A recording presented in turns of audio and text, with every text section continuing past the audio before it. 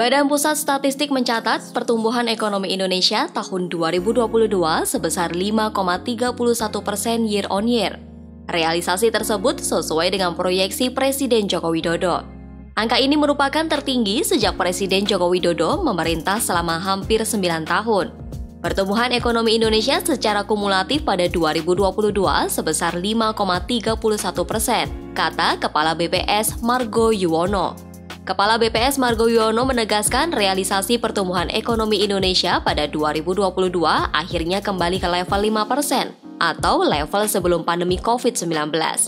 Realisasi tersebut sekaligus menandakan pemulihan ekonomi pasca COVID-19. Bahkan pertumbuhan ini lebih besar dibandingkan dengan pencapaian sebelum pagebluk melanda negeri ini.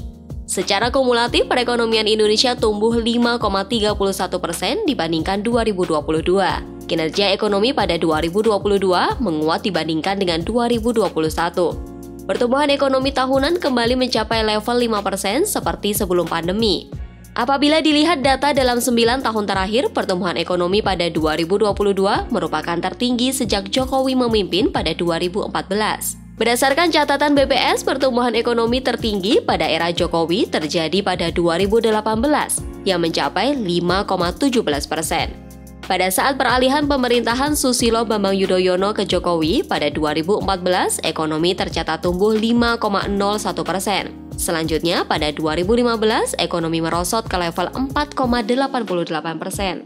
Pada 2016, ekonomi rebound melebihi capaian 2014 yakni 5,03%. Kenaikan ekonomi berlanjut pada 2017 sebesar 5,07% dan pada 2018 sebesar 5,17%. Namun, pada 2019, ekonomi menyusut ke 5,02%. Ekonomi kian merosot pada puncak COVID-19 pada 2020 yang tercatat minus 2,07%, kemudian berangsur naik ke level 3,7% dan tertinggi pada 2022 yang mencapai 5,3%.